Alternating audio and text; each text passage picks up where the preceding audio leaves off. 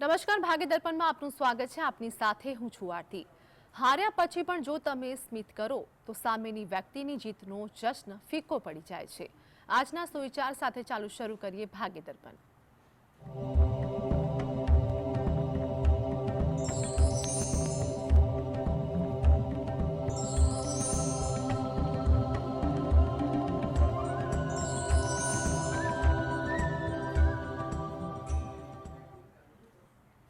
તો ભાગ્ય દર્પણમાં આપના પ્રશ્નોના નિરાકરણ અને રાશિફળ વિશે માહિતી અને માર્ગદર્શન આપવા માટે આપણી સાથે જોડાયા છે જ્યોતિષ આચાર્ય અને વાસ્તુશાસ્ત્રી હર્ષિતભાઈ પાઠક. હર્ષિતભાઈ, જીએસટીમાં આપનું સ્વાગત છે. નમસ્કાર. નમસ્કાર. સર્વપ્રથમ આજના પંચાંગ વિશે જણાવો. હા, આજના દિવસની શુભ શરૂઆત કરીએ પંચાંગની જાણકારીથી. આજે વાર છે શુક્રવાર. વિક્રમ સંવત 2080 ચાલી રહ્યો છે. તારીખ છે 14 જૂન 2024. આજની તિથિની વાત કરીએ. જેઠ મહિનો ચાલી રહ્યો છે, તેનો શુક્લ પક્ષ એટલે કે સુદ પક્ષ, અને તિથિ આવે છે આઠમ. આજે છે જેઠ સુદ આઠમ. નક્ષત્ર ઉત્તરા ફાલ્ગુની, યોગ સિદ્ધિ અને કરણ વિષ્ટિ ભદ્રા આવે છે. આજની રાશિ આવે છે સિંહ રાશિ, કે જેના નામાક્ષર હોય છે મ અને ટ. એટલે આજે જો કોઈ બાળક જન્મે તો તેનું નામ સિંહ રાશિ પરથી પાડવું હિતાવહ રહેશે. ઉપરાંત ગ્રહ ગોચર અને મુહૂર્તની ગણતરી માટે પણ આજે સિંહ રાશિને લક્ષમાં લેવાની રહેશે. દિન વિશેષની વાત કરીએ તો આજે છે દુર્ગાષ્ટમી. બુધ છે એ મિથુન રાશિમાં પ્રવેશ કરે છે રાત્રે 11:07 અને સાથે સાથે સૂર્ય મહારાજનું પણ આજે સંક્રાંતિ થઈ રહી છે. આજે મિથુન સંક્રાંતિ કહેવાય. સૂર્ય જે પણ રાશિમાં પ્રવેશ કરે તેને સંક્રાંતિ કહેવાય છે. 12 મહિનામાં 12 રાશિમાં પ્રવેશ કરે છે. એમાં હવે તે વૃષભ રાશિમાં હતા, એમાંથી આજે તે મિથુન રાશિમાં પ્રવેશ કરવા જઈ રહ્યા છે, એટલે આજે એને મિથુન સંક્રાંતિ કહેવાય. જે દિવસે સૂર્ય ભગવાન રાશિ પરિવર્તન કરે એ દિવસ ઉત્તમ ગણાતો હોય છે. એ દિવસે પુણ્યની પ્રાપ્તિ કરવા માટે દાન કરવું જોઈએ. મોડી રાત્રે જોકે બદલાઈ રહ્યા છે 12:26, એટલે આનું જે પુણ્ય કરવાનું હોય, દાન કરવાનું હોય, તે આવતીકાલે સવારે સૂર્યોદય પછી કરવું જોઈએ. જી. તો હર્ષિતભાઈ, આગળ વાસ્તુ અંગે દર્શક મિત્રોને માહિતગાર કરજો. હા, વાસ્તુમાં એક ખૂબ વિશેષ આપણે વાત કરી રહ્યા છીએ, તે છે વાસ્તુ અને પંચકોશ. પ્રત્યેક વ્યક્તિના શરીરમાં આપણે જોઈએ છીએ તે શરીર નથી હોતું. આ તો કેવળ સ્થૂળ શરીર, ભૌતિક શરીર છે, પણ તેના પર આવરણ લાગેલા છે, જેને આપણે કોષ કહેવાય છે. તે અધ્યાત્મમાં કહ્યું છે.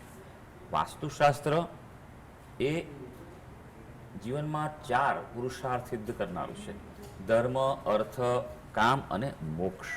મોક્ષને અંતે રાખ્યો છે, કારણ કે સૌથી મોટી જો જીવનની પ્રાપ્તિ હોય, આત્માનું ધ્યેય હોય, તો એ જ હોય કે મોક્ષની પ્રાપ્તિ.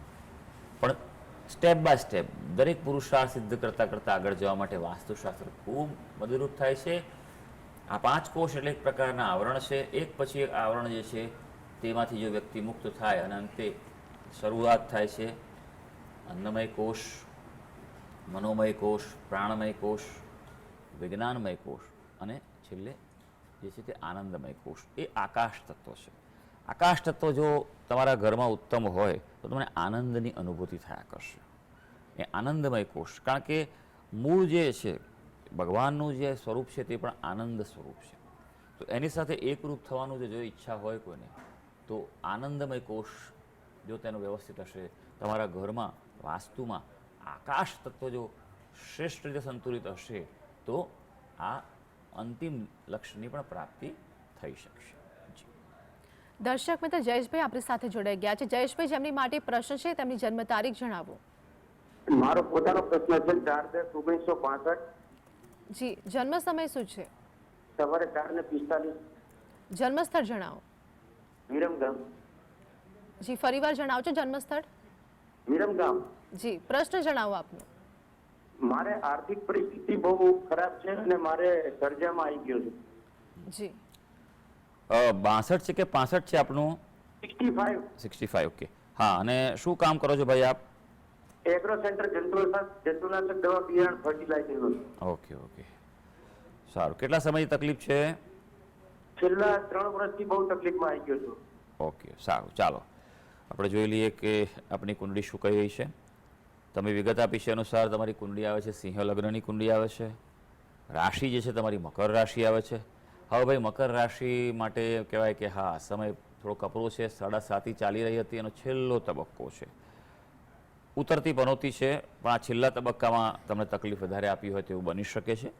હજી માર્ચ મહિનો 2025 ત્યાં સુધી શનિ મહારાજની સાથે રહેવાની છે, એટલે થોડુંક સાચવીને કામ કરજો. રિસ્ક ના લેતા, ઉતાવળે ખોટા ડિસિઝન ન લેવાય એનું ધ્યાન રાખજો. સારા કામ કરશો, પ્રામાણિક રહેશો, લોકોને મદદગાર થશો. ભલે લોકો આપણી પાસે લાભ લઈ જાય, ભલે આપણે ઘસાઈએ, પણ આ વસ્તુ શનિ મહારાજ જોતા હોય છે અને તમને લાભ કરાવે છે. બરાબર છે? એટલે આ પહેલું છે. શનિના ઉપાય આપ નિયમિત કરતા રહો. શ્રેષ્ઠ ઉપાય શનિની પનોતીનો એ જ છે કે શનિવારે સાંજના સમયે સંધ્યાકાળ પછી હનુમાનજીના મંદિરે જઈ તેમને તેલ સિંદૂર ચડાવવું. બને ત્યાં સુધી હાથે ચડાવાય એવી કોઈ જગ્યા પકડવી વધારે સારી. આજકાલ એવું ટ્રેન્ડ બધા બની ગયા છે કે મંદિર હોય ને આપણે 10 રૂપિયા 20 રૂપિયા 50 રૂપિયા આપીએ એટલે પેલા મહારાજ રેડી આપે. ઓકે, જો ન થઈ શકે, બીજી વ્યવસ્થા ઉપલબ્ધ ન હોય તો છેલ્લે આ પણ કરવું જરૂરી છે. બરાબર? પણ જો જાતે થઈ શકે તો એ ઉત્તમ છે. અને ત્યાં ઉભા રહીને હનુમાન ચાલીસાનો પાઠ કરો, એ તમારા માટે એ ફળ ઉત્તમ આવશે. સાથે શનિના દાન કરવા, શનિની વસ્તુઓના, એ તમને લાભકારી રહેશે. એટલે આ વસ્તુ ખાસ કરો. બીજું, નિયમિત રીતે ગણપતિ દાદાની ઉપાસના કરો. સંકટનાશન ગણેશ સ્તોત્ર પાઠ આવે છે એ કરો. અને જો સમય અનુકૂળતા હોય, કરી શકો તો વિષ્ણુ સહસ્ત્ર નામનો પાઠ રોજ કરશો તો આર્થિક પરિસ્થિતિ સુધરી જશે. જી. આગળ વસંતીબેન આપણી સાથે જોડાયા છે. વસંતીબેન, જેમની માટે પ્રશ્ન છે તેમની જન્મ તારીખ જણાવો. મારી બેબી વિશે પ્રશ્ન છે, એને કાલ કોલ કર્યો તો પણ જવાબ મળ્યો નતો. એની જન્મ તારીખ છે 2/4/2000. 2/4/2000. હા, અને જન્મ સ્થળ છે લીલાપુર. જી, જન્મ સમય જણાવો. સમય સવારે 8 કલાકે. જી, પ્રશ્ન જણાવો આપનો. એમના લગ્ન યોગ વિશે પૂછવું છે. તેમને પાત્ર કેવું મળશે અને ધંધાવાળું મળશે કે નોકરીવાળું, ને તેને સગાઈને લગ્ન વચ્ચે કેટલું અંતર રહેશે અને એને પનોતી ચાલે છે તો તેના માટે શું ઉપાય કરવાની, અને જી. લગ્ન યોગ ક્યારે છે? જી, કાલે બેન જવાબ નહોતો આપ્યો મેં આનો? ના, એનો જવાબ છે. કોલ કપાઈ ગયો હતો ટીવીમાં. અચ્છા, સારું. ચાલો, કારણ કે કાલે સેમ આવો એક પ્રશ્ન આવ્યો હતો અને મને યાદ છે કે જવાબ મેં આપ્યો હતો. વાંધો નહીં. ઘણા બધા પ્રશ્નો છે અને બહુ ઝીણવટથી પૂછી રહ્યા છો. પણ જો સમજવાની જરૂર એ છે કે આવી બધી બાબતો કોઈ એવી જાણી ના શકે, બતાવી ના શકે કે સગાઈને લગ્ન કેટલું અંતર હશે ને આ બધી વાતો, કઈ દિશામાં થશે ને કઈ રાશિ થશે, એ બધું અનુમાન છે. જ્યોતિષશાસ્ત્રમાં એક એવું દિશા સૂચન થાય કે આવું થઈ શકે, એવું થાય એવું ચોક્કસ સૂત્ર નથી. હા, લગ્નનો યોગ ક્યારે છે એ બતાવી શકાય. લગ્ન બાબતનો જે તમારો પ્રશ્ન જે છે એના માટે સૌથી પહેલાં વાત કરીએ તો મેષ લગ્ન છે, લગ્નમાં મંગળ છે અને એટલે આ મંગળવાળી કુંડળી કહેવાય, માંગલિક દુઃખ કર્યો છે. યોગ છે અત્યારે મધ્યમ છે. 2024માં 2025માં વધારે સારો યોગ છે, એટલે એ પ્રમાણે પ્રયત્ન કરવો જોઈએ. પાત્ર સારું મળશે. મેં તમને કહ્યો તો મને યાદ છે, આ જવાબ મેં આપ્યો છે, ખબર નહીં તમે કેમ નોંધ્યો નથી. મને યાદ છે કે આ કુંડળી જોઈ છે મેં. 12 શુક્ર છે, તુલા રાશિ 7મા સ્થાનમાં છે, અને કહ્યું હતું કે પાત્ર સારું મળશે, પૈસાવાળું હશે ને પોતાનો ધંધો કેવું કરતું હશે. આ એવું પાત્ર મળવાનું છે. જી. આગળ મહેશભાઈ આપણી સાથે જોડાઈ ગયા છે, જેમની માટે પ્રશ્ન છે તેમની જન્મ તારીખ જણાવો. જય શ્રી કૃષ્ણ સાહેબ. જય શ્રી કૃષ્ણભાઈ. મારા પત્ની માટે પૂછ્યું હતું. માનસીબેન નામ છે એમનું. જી, તેમની જન્મ તારીખ જણાવો. 25/3/75. જી, જન્મ સમય શું છે? સાંજે 8:23. જન્મ સ્થળ જણાવો. સુરત. જી, જન્મ સ્થળ જણાવો. સુરત. સુરત. પ્રશ્ન જણાવો આપનો મહેશભાઈ. સાહેબ, હવે છેલ્લા 2 વર્ષથી એમને મોનોપોઝ ને પેટનો પ્રોબ્લેમ ચાલે છે, જી, જેથી કરીને ડિપ્રેશન, એન્ઝાયટી ને એ બધી વસ્તુઓ છે. એમની આવી દવા ચાલુ છે, સખત ડિપ્રેશન અને તકલીફ છે અને સુસાઇડ સુધીના વિચારો એમના અત્યારે આવે છે. હાજી. અને બીજું કે હવે એવું પણ થાય છે કોઈ તંત્ર મંત્રની વિધિ કંઈક કરી હોય ઓકે. તો મારો એક જ સવાલ છે કે એમને કોઈ જીવનમાં કોઈ તકલીફ તો નથી ને આગળ સારો થઈ જશે? શું તમને આમાં? સારું. હાઉસવાઈફ છે કે કંઈ કામ કરે છે? ના, હાઉસવાઈફ છે. ઓકે, સારું. વાંધો નહીં, શાંતિદેવ મારો જવાબ સાંભળજો, હું ડિટેલમાં જવાબ આપીશ. મારી પાસે આવા ઘણા પ્રશ્નો આવેલા છે, કારણ કે આ પણ એક શરીરની અવસ્થા છે. જેમ જેમ ઉંમર થતું હોય તેમ ખાસ કરીને સ્ત્રી વર્ગને આ પ્રકારના હોર્મોન્સનું જે ચેન્જીસ આવનારા હોય, મેનોપોઝની કન્ડિશન છે, અને તેના કારણે એક આખું અલગ પ્રક્રિયામાંથી પસાર થવું હોય છે. શારીરિક માનસિક ડિસ્ટર્બન્સ આવતા જોવા મળે છે, અને આજકાલ વધી ગયું છે. પહેલાંના જમાનામાં આટલું બધું નહોતું, એ પણ કરીને કહી દઉં. અત્યારના સમયમાં કોઈને કોઈ રીતે આ મેનોપોઝની સાઇડ ઇફેક્ટ્સ વધવા લાગી છે. ઘણીવાર વહેલું પણ આવી જતું હોય છે. હવે કુંડળી પર પહેલાં આપણે નજર નાખીશું કે આ શાના કારણે સર્જાઈ રહ્યું છે. તુલા લગ્નની કુંડળી આવે છે, રાશિ જે છે તે સિંહ રાશિ આવી રહી છે. અત્યારે હાલ જન્મનો સૂર્ય કે જે છઠ્ઠા સ્થાનમાં રોગસ્થાનમાં છે તેમાંથી ચાલી રહ્યું છે રાહુનું પરિભ્રમણ.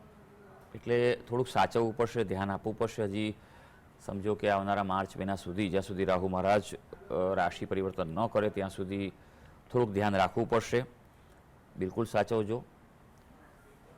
શું ઉપાય કરવા એ પણ તમને કહી દઉં. પહેલી વસ્તુ એ છે કે રાહુના વસ્તુઓના દાન કરો, શિવજીની ઉપાસના કરો. જો અનુકૂળતા હોય આપને, જો હોય તો તેમના નામથી તમારા ઘરમાં લઘુરુદ્ર કરાવો, અભિષેકાત્મક, બરાબર છે.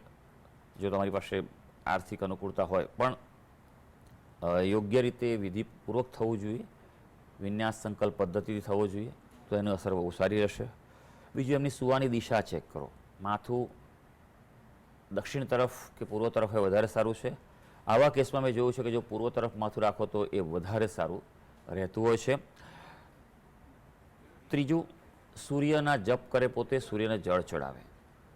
સૂર્ય ભગવાન એ આપણી રોગપ્રતિકારક શક્તિ વધારે છે. એના કારણે રોગપ્રતિકારક શક્તિ વધે, આપણું ડિફેન્સ મિકેનિઝમ બોડીનું, તો એના કારણે ઘણો ફેર પડે છે.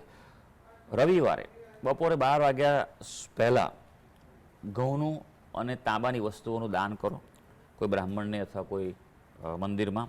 બને તો રામજીનું કોઈ મંદિર હોય, રામ ભગવાનનું, ત્યાં દાન કરો, નહીં તો પછી શિવજીના, તો તે એ વિશેષ ફળદાયી રહેશે. હા, દવા ને એ બધું તમે ચાલુ રાખજો, એમાં કોઈ શું કહેવાય કે ચેન્જીસ ના કરતા, કારણ કે એ જે ઉપચારો કરવાના છે કરવાના જ છે.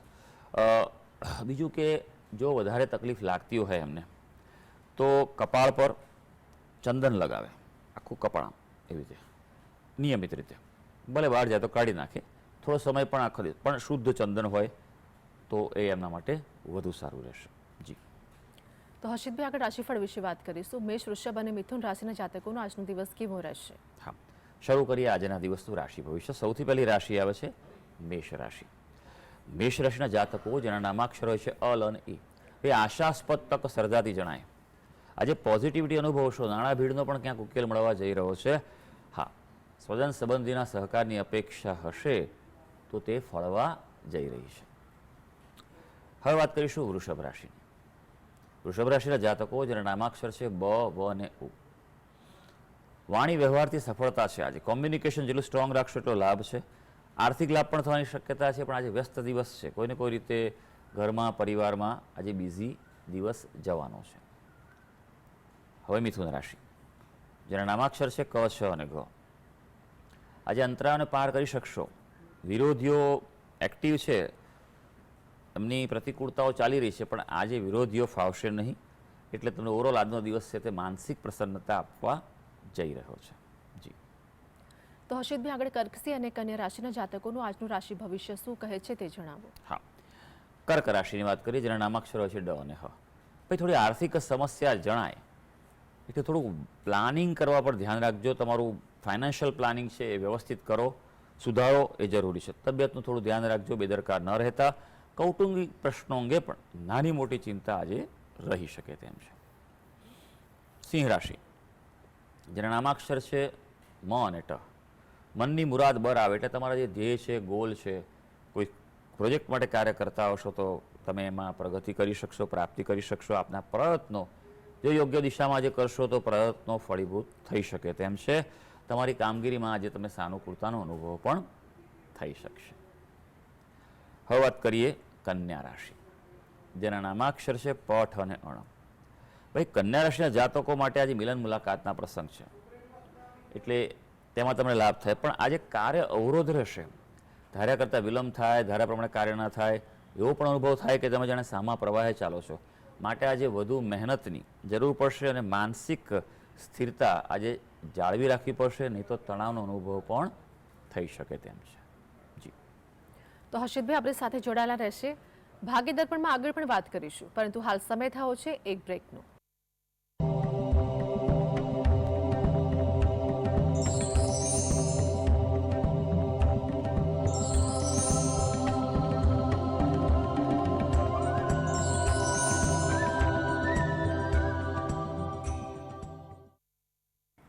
બ્રેકમાં સ્વાગત છે. તો હર્ષિતભાઈ આગળ રાશિફળ વિશે વાત કરીશું. તુલા, વૃશ્ચિક અને ધન રાશિના જાતકોનું આજનું રાશિ ભવિષ્ય શું કહે છે તે જણાવો. હા, તુલા રાશિની વાત કરીએ, જેના નામાક્ષરો છે ર અને ત. લાભની આશા ફળે એવો દિવસ છે, એટલે તમે પોઝિટિવિટીનો અનુભવ કરી શકશો. મહેનતનું ફળ મળશે. હા, મહેનત કરવાની છે તો ફળ મળવાનું છે. મિત્રોની મદદની કોઈ અપેક્ષા હશે તો એ પણ આજે પ્રાપ્ત થઈ શકશે. હવે વાત કરીએ વૃશ્ચિક રાશિ, જેના નામાક્ષર છે ન અને ય. આજે કૌટુંબિક કામગીરી પર ધ્યાન આપવું જરૂરી છે. આજે કુટુંબ સાથે સમય વિતાવવાનું થાય તેવું બને, કોઈ પ્રસંગ કે આયોજન થાય તેવું બની શકે. હા, થોડોક કાર્યબોજો આજે વધવા જઈ રહ્યો છે અને ખર્ચાના પણ પ્રસંગો આજે રહેવાના છે. ધનુ રાશિ, જેના નામાક્ષર છે વ, ધ, ફ અને ઢ. ભાઈ, આપણા માટે સમસ્યા તો ચાલી રહી છે, પડકારો પણ છે. છૂટવા માટે તમારે એક જ ઉપાય છે કે પોઝિટિવ રહો, હકારાત્મક પણ રહો, કારણ કે આવનારા સમયમાં અનુકૂળતા વધવાની છે. હા, નાણાકીય પ્રશ્ન કોઈ હશે તો તેના ઉકેલ તરફ આજે આગળ વધી શકાશે. જી, આપણી સાથે દર્શક મિત્ર મીનાબેન જોડાઈ ગયા છે. મીનાબેન, જેમની માટે પ્રશ્ન છે તેમની જન્મ તારીખ જણાવો. હાલો. જી, જન્મ તારીખ જણાવો મીનાબેન. હા, 23/12/90. 23/12/2009. 90. 90. જી, જન્મ સમય જણાવો. જન્મ સમય દિવસના 12:32. જી, જન્મ સ્થળ શું છે? અમદાવાદ. પ્રશ્ન જણાવો આપનો. હા, અમારે શું બરોડા રહેવાનું છે અને એમની જોબ અત્યારે અમદાવાદ છે, તો અહીં બરોડામાં 2-3 જગ્યાએ ઇન્ટરવ્યુ આપ્યા છે, તો એ બરોડા પાછા આવી શકશે કે બસ એ પૂછવું. જી, સારું. કોના વિશે પ્રશ્ન છે બેન? સૌરભભાઈ, છોકરામાં. હા, ઓકે, સારું. એ અત્યારે તો અમદાવાદમાં જોબ કરે છે ઝાયડસમાં, અને અત્યારે બરોડા ઇન્ટરવ્યુ આપેલા છે, બરોડા પાછું કરવું છે, તો અત્યારે છે એના ચાન્સ? હા, સારું, જોઈ લઈએ. ચાલો, ચોક્કસ એમણે જે વિગત આપી છે અનુસાર જે કુંડળી આવે છે તેની વાત કરીએ. મીન લગ્નની કુંડળી આવે છે. 12મા સ્થાનમાં શનિ મહારાજનું પરિભ્રમણ ચાલે છે, ચંદ્ર સાથે છે. થોડોક વિલંબ થઈ શકે એવું છે, પણ હા, શક્યતાઓ છે. પ્રયત્ન કરવો પડશે, કારણ કે 7.5 ચાલે છે. 7.5 છે એટલે તમને કંઈક ને કંઈક તો પ્રતિકૂળતા આપવાના છે, માનસિક સ્ટ્રેસ આપવાના છે. માટે મહેનત, તૈયારી વધારે કરવી પડશે. શનિના ઉપાય વિશેષ કરો. શનિની પનોતીના મેં જે આગળ પણ કહ્યું છે કે હનુમાનજીના મંદિરે તેલ સિંદૂર ચડાવે, હનુમાન ચાલીસાનો પાઠ કરે, શનિની વસ્તુઓના દાન કરે. બીજું કે આ કુંડળી છે તેમાં 2 દોષ છે, તેનું પણ આપ નિવારણ કરાવો. દ્વિદોષ કુંડળી છે, એનું પણ આપ વિન્યાસ સંકલ્પ પદ્ધતિથી નિવારણ કરાવો, તો જીવનમાં દરેક પ્રકારે અનુકૂળતા રહેશે.